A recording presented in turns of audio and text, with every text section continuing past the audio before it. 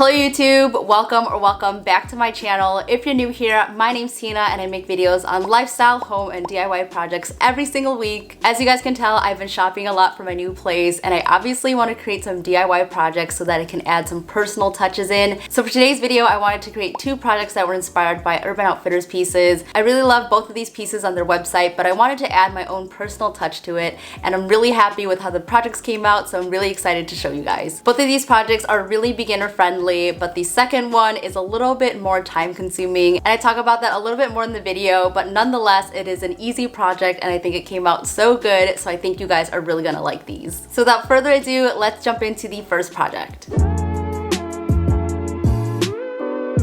Hello from VoiceOver Tina. For this first project, I'm starting off with this rug from IKEA, and I thought that it was going to be the perfect base to use as a wall hanging. And since I wanted this to be a specific dimension to cover up a circuit panel, I just measured it to how wide I wanted it to be. Also, one thing to note, since there were seams running through the middle of the rug, I'm just going to measure from the inside outwards to ensure that everything is looking symmetrical. After marking it all off, I actually went ahead and ironed the edges. Originally, I was just going to glue down the edges and make a hem, but before I do that, I'm just going to cut off one edge of the rug to make things a little bit easier to wrap around the dowel later. Alright, so now is the part that I'm just going to cut off the edges, and I'm cutting about ½ an inch away from the original line on both of the sides. Then I'm just going to pull out the horizontal threads until we meet the line that I originally marked off, and this is going to give us a perfect straight edge and also a little bit of fringe on both sides.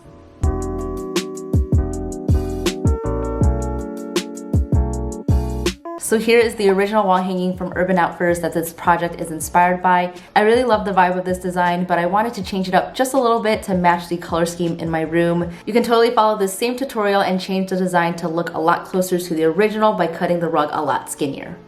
And to plan everything out, I'm just using a bowl that worked perfectly for the dimensions of my wall hanging. And then I'm just going to create 3 suns by tracing out a full circle for the sun on the top. And then for the second one, I'm just going to trace it out about 3/4 of the plate and then create a straight line across the bottom. And lastly, I'm tracing out a half circle for the last sun, and then I'm adding a line at the bottom. If you want to create the original design, make sure that you leave enough space for the large color block stripes at the bottom. Next, I'm just going to use regular old acrylic paint to color in my suns. So first I'm going in with this yellow ochre color, and I'm just going to start painting the middle and then work my way outwards. Alternatively, you can also just outline the shape first, but I really wanted to make sure that I wouldn't mess up, so I'm just going to work very slowly with some light layers. One thing to note about painting on a woven piece like this is to really work the color into the threads, and since this is super textured, it's going to take a little bit more effort to ensure that the whole surface is covered, so make sure that you're going in every direction.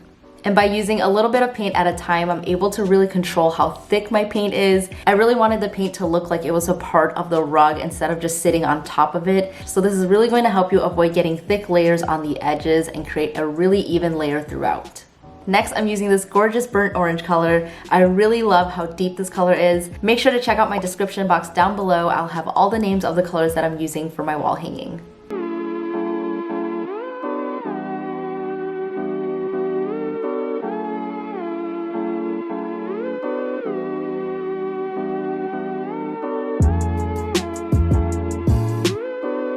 And lastly, I'm using this beautiful sienna brown for the last sun. You guys already know these are my tones, and they are really going to tie in the colors that I'm designing for my bedroom. I really love how each of these colors look together, but feel free to use whatever colors that make you happy for this project. Now I'm just gonna let the paint dry down completely before moving on to the next step. So I'm just going to flip it over, and with the fringe from the top part that we originally cut off, I'm just going to glue that down to the back side, and this is going to create a layered fringe look, and I'm just going to use my hot glue gun for this.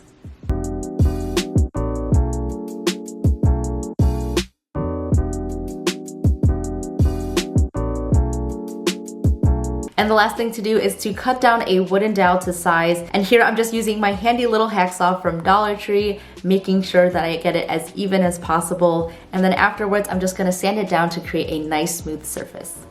I'm just gonna place this on the back of my wall hanging and then use my glue gun to glue it all down.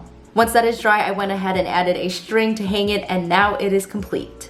I absolutely love this design. It's just so minimal, but it also makes a statement with these super rich colors. I think they look so beautiful together, and it's really going to tie in my whole room. So it's going to create a really cohesive look, and I really hope that you guys like this project.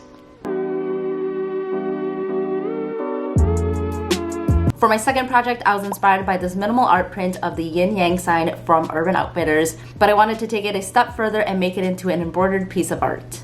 To start, I'm just using a small canvas that I got from Dollar Tree, and this is also a really great size since it is quite small. And I'm gonna warn you guys right now, this project is going to take a long time to complete, so the smaller canvas is going to be perfect for this.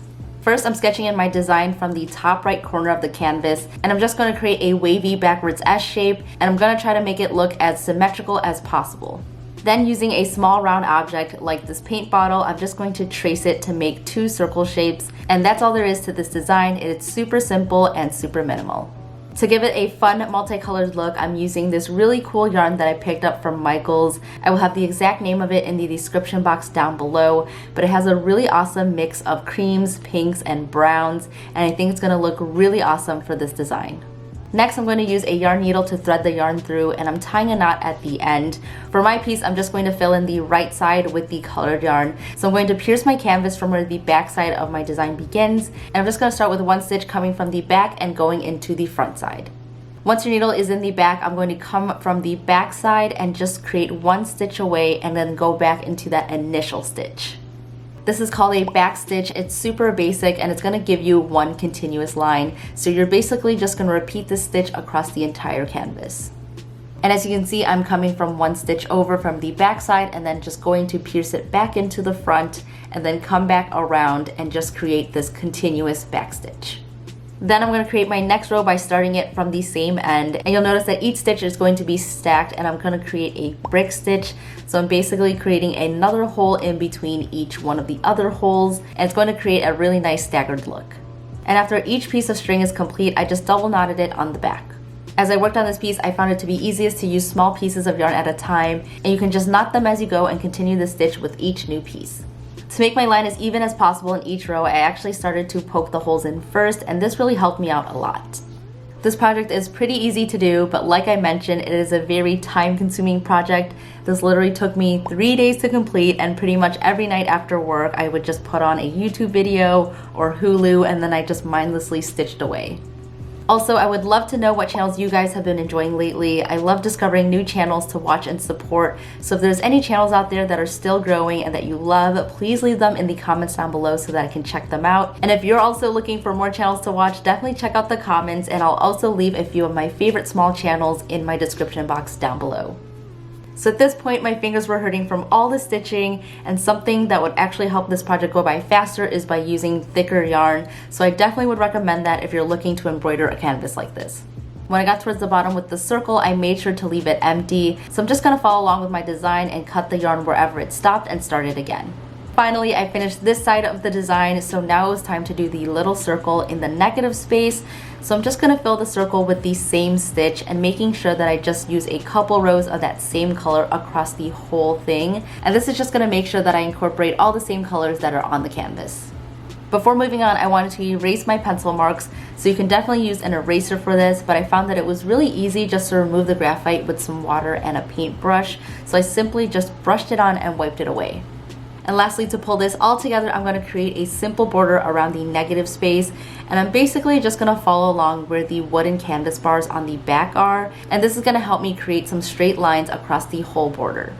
And with the border, I'm just going to do a few stitches of the same color at a time before cutting it off and then moving on to the next color. By doing this, it's going to give me a more seamless gradient. And after many hours of love, stitches, and tears, my embroidery yin-yang sign is now complete. This piece took me so long to complete, but it was so worth it because I absolutely love how it came out. The yin-yang symbol shows a balance between 2 opposites, and as a design, I've always loved how it looks, but I think the meaning behind it is so beautiful. I love that I was able to really make it my own by incorporating some fun colors and give it a cute handmade look, and I can't wait to hang this up in my bedroom. I love how both of these projects came out. I really can't choose a favorite. Let me know in the comments down below which one you guys like better or which one you would recreate. I think that both of these projects can be translated into something else, so if you wanted to do a different design, you can totally do that for either one of those projects. And I think any design that you put on it will look really awesome just because the hanging is just such a big statement piece, and the canvas is just so fun because it really gives a handmade touch to your home. Also, let me know in the comments down below if there are any other pieces that you guys would like me to recreate. A lot of times when I'm online online shopping, I look at some items and I think that I could totally DIY those. And I'm always up for a challenge, so let me know your ideas down below. And speaking of your projects, you guys have been tagging me on Instagram and it makes me so happy and honestly makes my heart melt whenever I get a nice message on there. So thank you guys so much for tagging me in all of your projects. My goal for this channel really is to just inspire you guys to create. I feel like I say this all the time, but I truly am just so grateful, so thank you so much. Don't forget to give this video a thumbs up if you liked it and subscribe down below for new videos every single week. My upcoming videos are all about my room makeover, so you don't want to miss out on that, so make sure you subscribe and turn on your notification bell. That's it for today's video. I hope you guys have a great weekend. Thank you so much for watching. Stay inspired, and I'll see you guys in the next one. Bye!